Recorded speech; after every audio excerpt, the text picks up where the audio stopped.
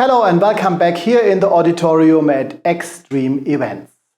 In this session I have a new guest. It's Michael from our development department. Michael is the father of ONE GUI and I'm very happy to have him with us. Thanks, Michael, to join us. Before we start looking into the new features of ONE GUI, because today are the announcement days, the days where we want to talk about the news of our products, please give us an introduction into ONE GUI. What is ONE GUI?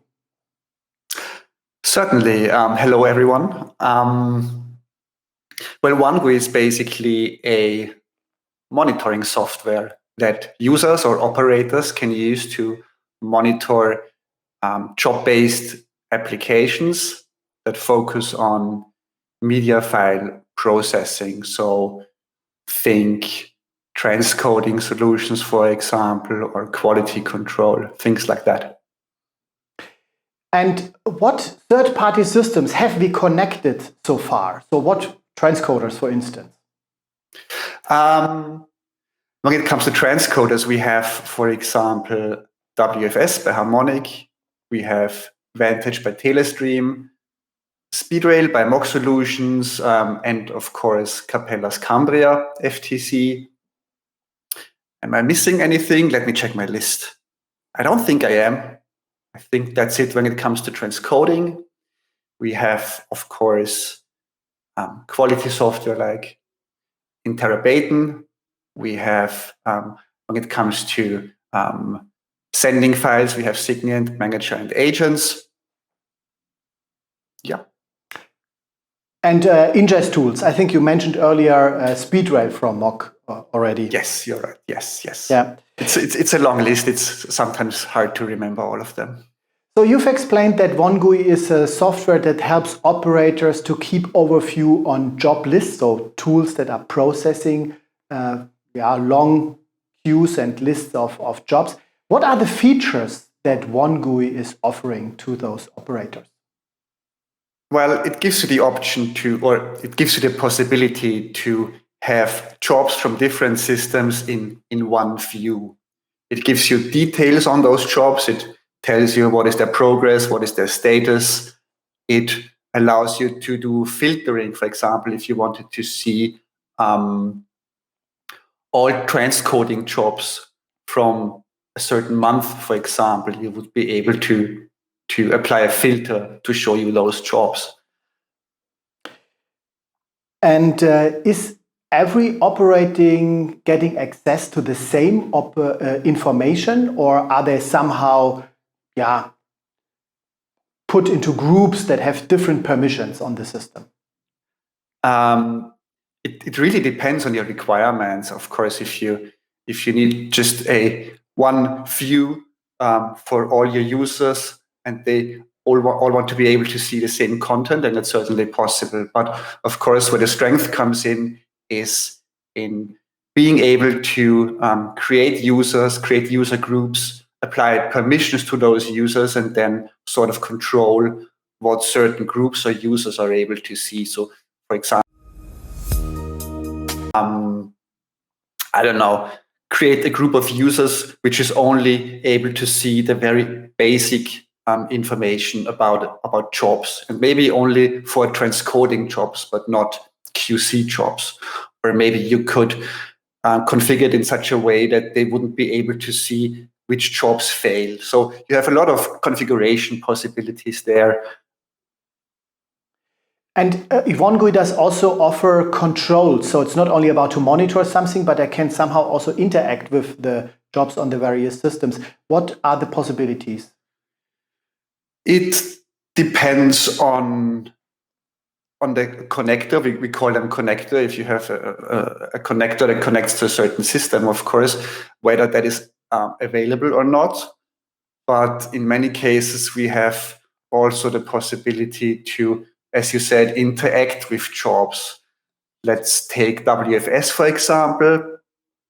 You could, via ONE GUI, go ahead and make changes to the job by, for example, canceling it.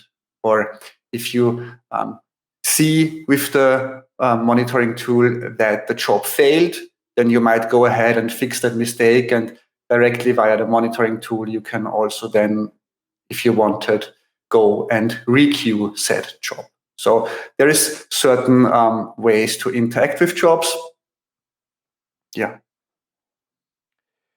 Yeah, so this very moment, the team is bringing up also the typical user interface from ONE GUI that I think it makes it us easier to talk about.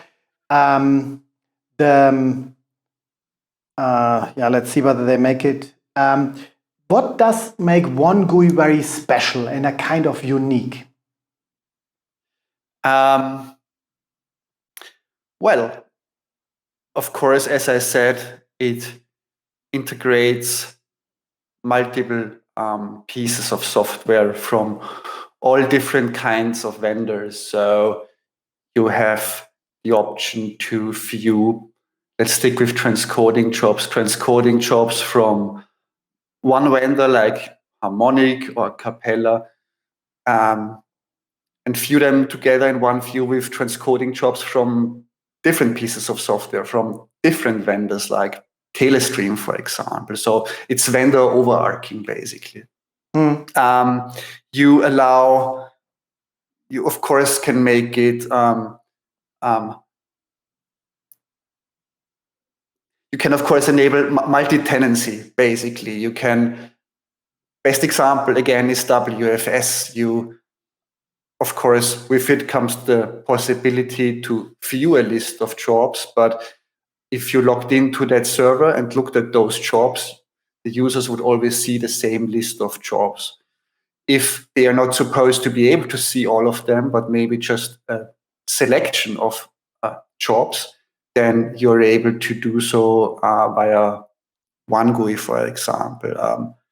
That, of course, also means that you have a monitoring tool that runs basically separately from the main software. So if you want an operator to be able to view the jobs, but you don't necessarily want them to log into that server because they might screw something up, or you just want to make sure that nobody touches that server except for administrators, for example, then you could use ONE GUI to achieve that.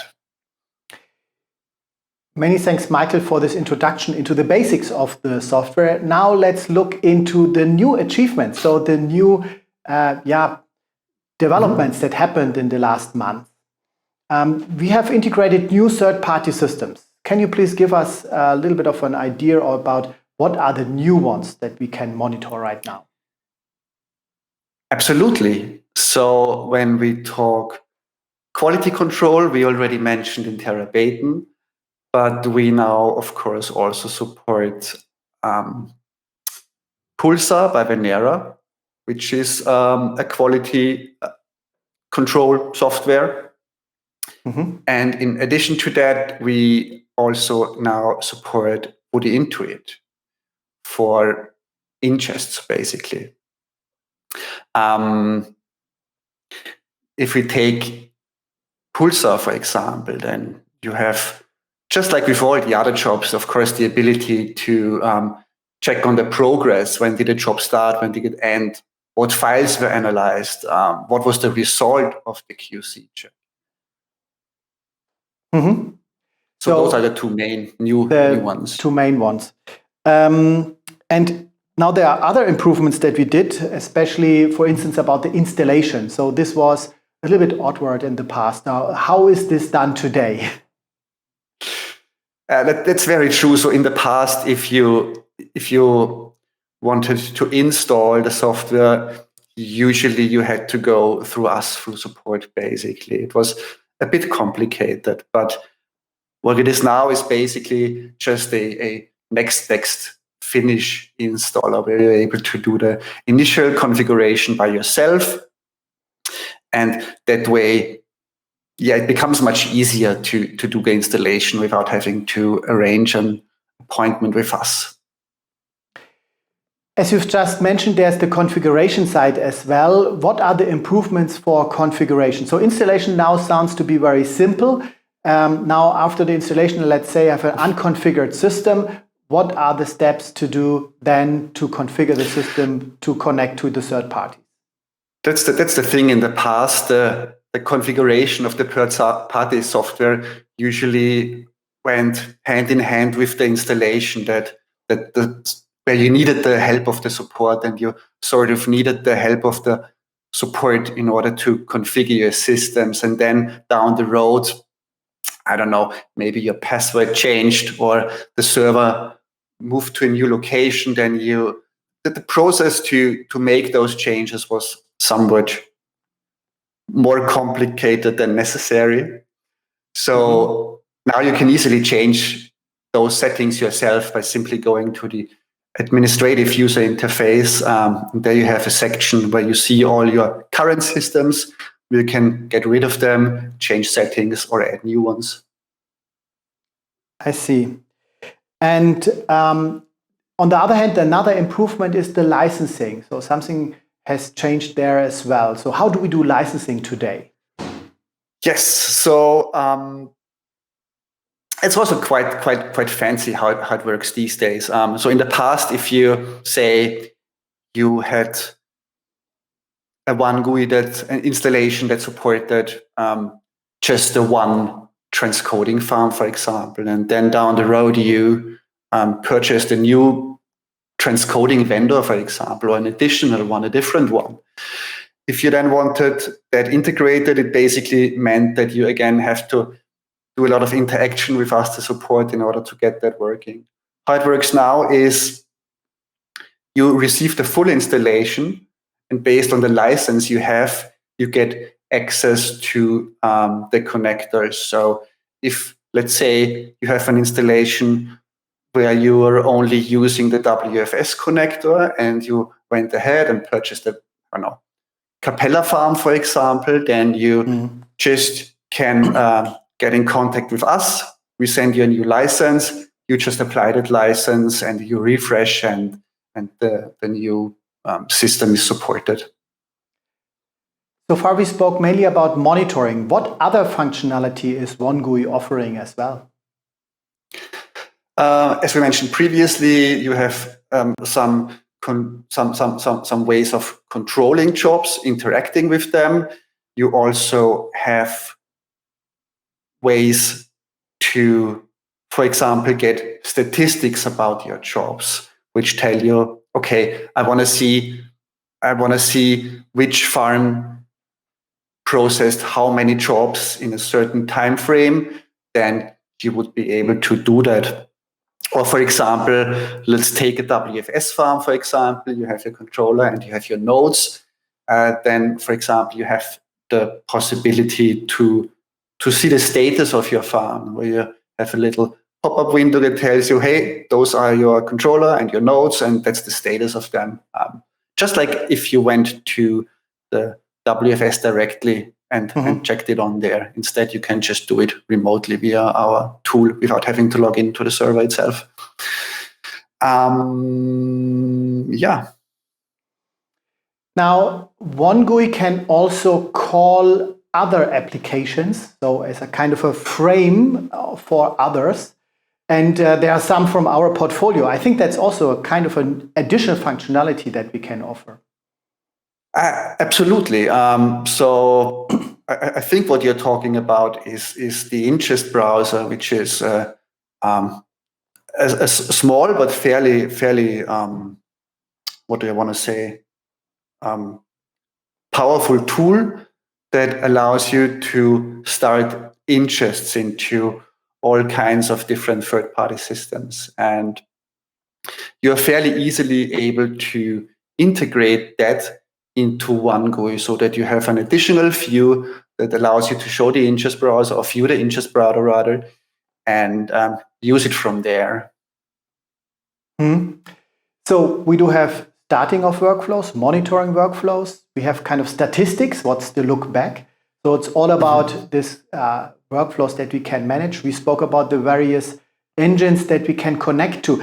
Now let's move on and let's talk a little bit about use cases and what we have seen from our actual customers, how they use the ONE GUI. And probably you want to give us one or two examples of actual customer use cases. Absolutely. So maybe two from the opposite end of the spectrum, where we have one fairly major broadcaster in Spain, and they have a ton of different transcoding farms, and also woody into it, for example. So they have a Vantage farm, one Vantage farm, multiple WFS farms, multiple Capella farms, and even more stuff. And that's quite a lot, obviously. So with our tool, you have just the one user interface, which allows you to view the jobs from all those different systems in one user interface, and then able, as we mentioned before, to filter through stuff, to give access to certain parts only to certain user groups, for example. So this would be one case where there is a ton of different pieces of third-party software and a bunch of users as well, of course. And you just want to be able to, with one look, be able to see, okay, what's maybe the health of that farmer, what's the status on that farm, how many jobs, transcoding jobs in total do we have spread across those multiple systems. And that's something where I feel ONE GUI comes in very useful personally. Then another example maybe would be another customer who just has, also from that region, I believe, who has just one transcoding farm, a WFS transcoding farm. But